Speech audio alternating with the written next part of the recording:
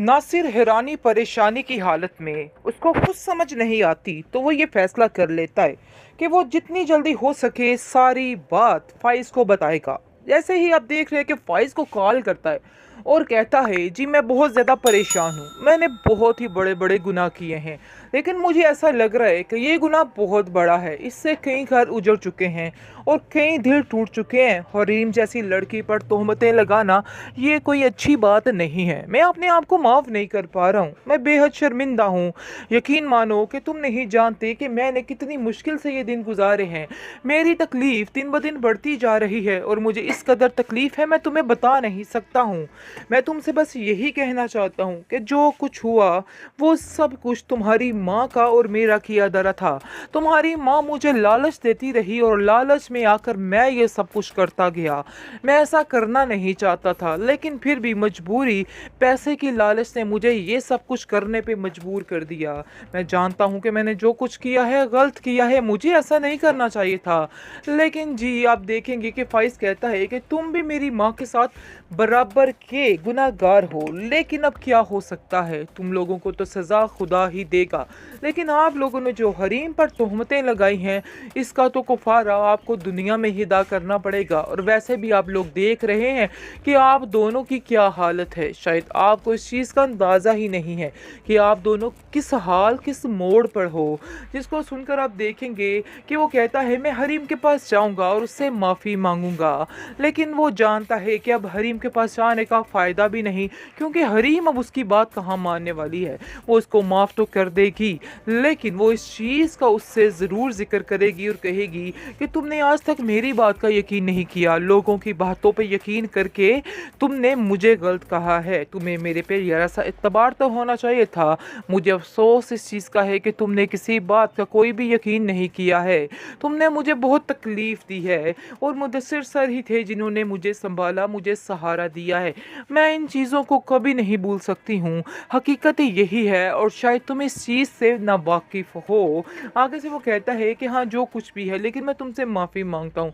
मैं जानता हूँ कि मैंने जो कुछ किया वो नाकाबिले माफ़ी है, लेकिन यकीन मानो मुझे इस चीज़ का बेहद अफसोस है और मैं अब ये बात जो है वो तुमसे करना चाहता हूँ कि तुम मुझे माफ़ कर दो और मेरे साथ घर चलो। लेकिन हरीम अब उसकी बात नहीं मानने वाली और उसको कहेगी कि नहीं तुम यहाँ से जा सकते हो, मैं तुम्हारे साथ अब नहीं जाने वाली है। उससे लाइबा से उसको कहती है कि अपने भाई को मेरा पैगाम दे देना कि जितनी जल्दी हो सके मुझसे पीछा छुड़वा ले। ऐसा ना हो कि कोर्ट कचहरियों के चक्कर में उसको मैं फंसा दूं तो वो जलील हो। ना मैं किसी को जलील करना चाह रही हूँ, ना मैं किसी को बदनाम करना चाह रही हूँ। बेहतर यही है कि जो जैसा चल रहा है वैसा ही चलने दीजिए और मेरी जान आप लोगों से छूट जाए, बस मैं यही चाहती हूँ।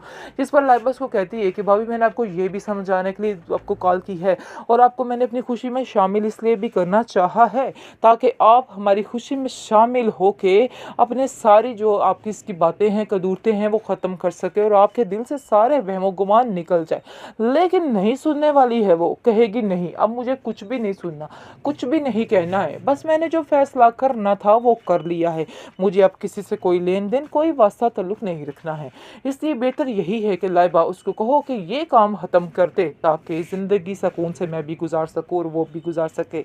लेकिन लाइबा अपने एंड तक की कोशिश जारी रखेगी और कहेगी कि मैं ऐसा नहीं कर सकती, मैं इतना बड़ा गुनाह नहीं कर सकती हूँ, क्योंकि मुझे पता है कि आप दोनों बेकसूर हो, इसलिए मैं ऐसा नहीं करूँगी। क्योंकि फाइज भाई को भी आप नहीं जानती, उन्होंने जो कुछ देखा है बस वो यही समझ रहे हैं, उनको असल हकीकत नहीं पता है। जैसे ही लाइबा शादी कर लेती है वकास के साथ और उसके बाद कहकशा के पास आती है और काफ़ी खुश होती है और कहती है कि आप मुझे दुआएं दें क्योंकि मैंने बहुत ही अच्छा काम कर लिया है, जो काम आप कभी नहीं कर सकती थी। आपने हमारे लिए सारे रास्ते बंद कर दिए हैं, लेकिन मैंने ये फ़ैसला खुद लिया है और अपने बाप की मर्ज़ी से लिया है, इसलिए आप मुझ पर इस तरह से तनकीद नहीं कर सकती। लेकिन जी वो आप देखेंगे कहकशा बहुत रोती है और कहती है कि तुमने मेरे साथ अच्छा नहीं किया, तुमने तूने मेरे साथ बहुत गलत किया है।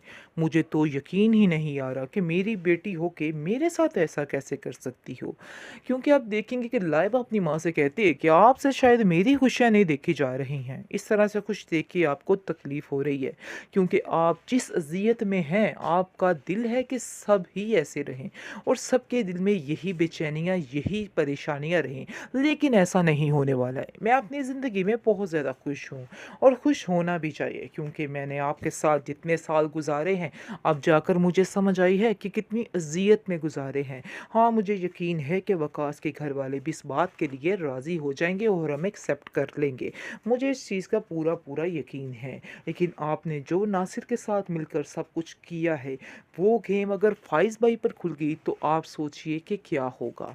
आप अपने दिमाग से ये बातें निकाल क्यों नहीं देती हैं? आपने जो किया बहुत गलत किया है। अभी भी वक्त है, जाइए और हरीम भाभी से जाके माफ़ी मांग लीजिए। हो सकता है आपके दिल का बोझ हल्का हो जाए और आपके गुनाह माफ़ी हो जाएं। लेकिन मुझे नहीं लगता कि आपको अभी तक किसी बात की कोई समझ आ रही है, क्योंकि अभी भी आप हरीम भाभी के मज़ीद खिलाफ कर रही हैं और उनका नाम लेना भी पसंद नहीं करी। लेकिन शायद आप ये बात भूल रही हैं कि झूठ जो होता है वो चंद दिन का मेहमान होता है, और ऐसी ही बात है। झूठ आपका चंद दिनों का मेहमान है और ये ज़्यादा देर तक नहीं रहने वाला। देख लेना, अनकरीब ही सारी बातें खुलकर सामने आ जाएंगी और सारा सच सामने आ जाएगा, क्या होना है और क्या नहीं होना है। बहुत ज़्यादा तकलीफ़ में आ चुका है मुदस्सिर भी हरीम को देख के, और कहता है कि मुझे तो समझ ही नहीं आ पा रही कि आखिर आप कैसे इन लोगों में गुजारा कर सकती हैं। रोज़ रोज़ की बातें, रोज़ रोज़ के ताने कैसे इन लोगों की सुन लेती हैं। मैं तो आपकी ये हिम्मत की दाद देना चाहूँगा, क्योंकि मुझे नहीं लगता कि ये लोग इस काबिल हैं। जब दिल चाहे ये लोग आते हैं और आप पे तोहमतों की बारिश बरसा देते हैं, लेकिन आप कुछ नहीं कर सकती हैं। जिस पर आप देखेंगे कि कहती है हरीम कि आप मेरा इस चीज़ में साथ देंगे, मैं इसे दूर जाना चाहती हूँ और हमेशा के लिए इस रिश्ते से निजात चाहती हूँ। लेकिन वो ऐसा नहीं चाहता। वो चाहता है कि बस ये अभी काम ना हो और मुझे तकलीफ़ मज़ीद देना चाह रहा है। इसको सुनकर मुदस्सिर कहता है, अगर आप ये सब कुछ करना चाहती हैं तो मैं आपका साथ देने के लिए तैयार हूँ। आप बिल्कुल भी परेशान मत हो, सब ठीक हो जाएगा। मैं आपका साथ दूँगा और आप लोगों को इन लोगों से छुटकारा दिलवा कर ही सांस लूँगा। वैसे भी अब हरीम का भाई आ चुका है और वो फ़ाइज़ से कहता है कि मुझे तुमसे इस कम अक्ली की उम्मीद नहीं थी कि तुम इस कदर घटिया सोच के मालिक हो, कि तुम इल्ज़ाम पर इल्ज़ामात लगाए जा रहे हो हरीम पर, लेकिन कुछ सोच नहीं रहे। लेकिन जब तुम्हें इस चीज़ का अंदाज़ा हो जाएगा और तुम्हें पता चल जाएगा कि आखिर क्या हो रहा है और किस पाँव बिक रही है हर चीज़ और तुम्हारी माँ ने क्या कुछ किया है, फिर तुम यकीन मानो कि तुम्हारे पास और कोई चारा नहीं रहेगा सिवाय अजियत और सिवाय दुख के। और कुछ भी नहीं रहने वाला है, सिर्फ तकलीफ़ें ही तुम्हारे साथ होंगी और कुछ भी नहीं। क्योंकि तुम जो कुछ कर रहे हो इसकी माफ़ी तुम्हें नहीं मिलने वाली और ना ही तुम्हें कोई माफ़ करने वाला है। ये बात अपने दिमाग में अच्छे तरीके से बिठा के रख लो। आगे से हरीम कहती है कि फ़जूल में इन लोगों को समझाने का कोई फ़ायदा नहीं है, कोई ज़रूरत नहीं इन लोगों को समझाने की। बस इनसे अब छुटकारा ही हासिल करना बेहतर है। मैं आपको यही कहना चाहता हूँ, यही मशवरा देना चाहता हूँ।